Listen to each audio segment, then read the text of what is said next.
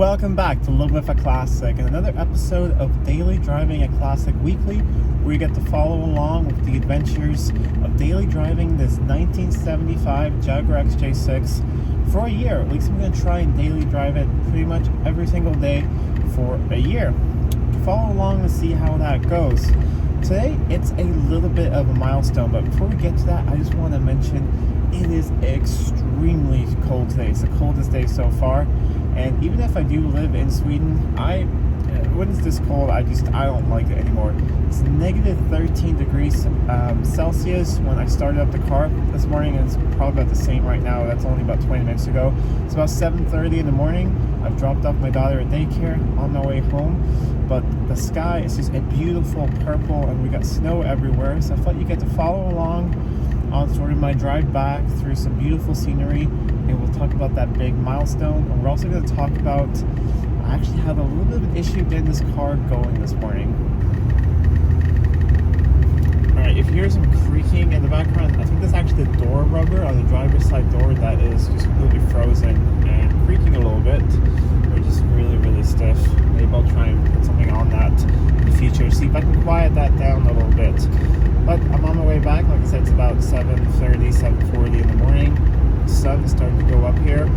It's pretty dark in Sweden in the winter, but once you get to it's February now, you can almost feel it getting lighter every single morning, which is a really nice thing. So just maybe like 2 or 3 weeks ago, when I drove home from dropping off my daughter at this time, it would be completely dark outside.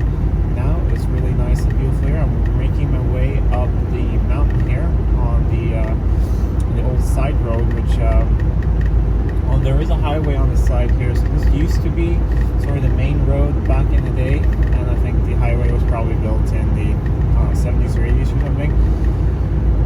I like to take this road though, because there is usually it's nice and scenic. There's beautiful here, and also when it is really snowy and stuff, they're pretty good at clearing this road, but they don't put excessive amount of road salt on here. So that is it's a good road to use with a classic car. So a little bit of an issue I had this morning. The issue was a really weird one. The car started up right away, everything worked well, and if you follow along, you know that my alternator, I'm not saying it's a little bit lazy, but I need to rev it above like 12 to 1300 RPMs for it to start charging. So once the car is started, it usually idles at about 900 or something. When it's this cold outside, it goes up to 1000, 1100 after a couple of minutes. But I usually wait a couple seconds, then I give it some gas, just rev it above that for it to charge, and then I go out and scrape the ice off the windows and all of that. However, when that happened, it just started basically revving out of control, and up to about 1500, or not out of control, but 1500, 2000 RPMs, and then it would just drop and die. And I tried to restart it, and after a couple times I figured out that, well, there was something frozen in the throttle linkage. That's how cold it was this morning, that something was stiff in the throttle linkage, like not completely frozen. Let's see, we got some road works up here. Just gonna slow down a little bit. I think they're clearing some snow or something. So something was frozen so that it wouldn't return properly. I just opened the hood, sprayed some de-icer on the throttle return springs, got everything to move back again, and then it started and ran fine. So I'm gonna have a look at that, see what happened. But it was very cold this last night. It was probably negative 16 or 17 in the middle of the night. So it's been very, very cold. Oh, I see what's going on. They're transporting some sort of road vehicle up here. So I'm just gonna turn off the camera now, and then once I'm past all this, you guys get to see some nice scenery again, and we'll talk about the milestone today. Alright, they just waved at me and let me pass. They were clearing some of the snow from the heavy branches over the road, I think, so that they wouldn't snap off or something. It sort of looked like that, but very nice truck driver who was driving in the back waved out his window and said it was clear that I could pass. So now we're on our way here, and we're actually going to turn off the main road here and go up on these little smaller roads up here. So the big milestone today is, if you've been following along the channel, you know that when I got the car initially, I had a blown head gasket. Sorted that out. Something went wrong the first time. Not sure exactly what it was, but head gasket blew again. Took everything apart, cleaned everything even more. Sent the head off to the machine shop, and they checked. Like I checked, it was perfectly straight. But even if it was, we decided to skim it a little bit. We did new head gasket, everything, and now it is 2,000 kilometers, or yeah, pretty much exactly bang on 2,000 kilometers since that head gasket rebuild. All right, just wait till we get up over the corner here. You can see the sun just showing up on camera. Just a gorgeous morning this is. So it has been, like I said, about 2,000 kilometers since that rebuild.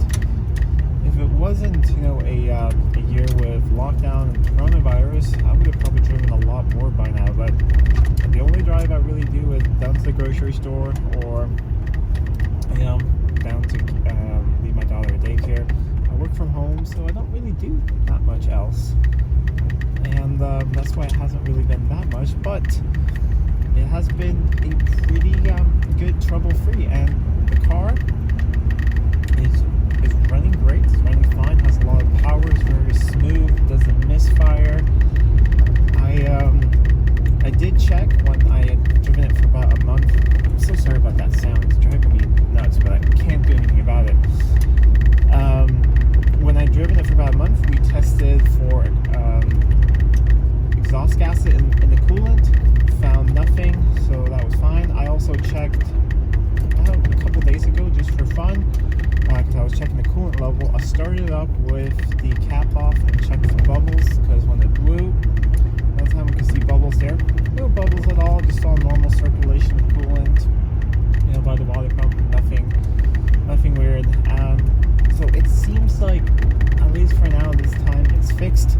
It was about at this level, maybe like 2,000 to 3,000 kilometers. I started noticing last time I was losing coolant, and at about 4,000 kilometers or so, I definitely knew that the head gasket was blown. So I'm still taking it kind of easy with it, and I'm hoping that this time everything's going to be fine. The car's running great, otherwise keeping temperature, oil pressure is really good. Everything else is working as it should. Really quite bumpy here when it's just basically driving on hard-packed snow or ice. That's why I'm very happy to have my studded winter tires, which are working very well.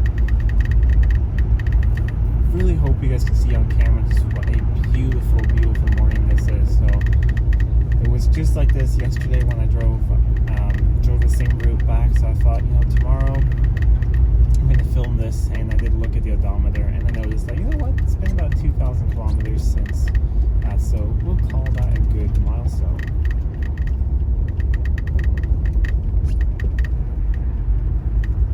So far, I don't want to jinx anything, but driving in winter has gone really well. This car has behaved a lot better than I thought it would.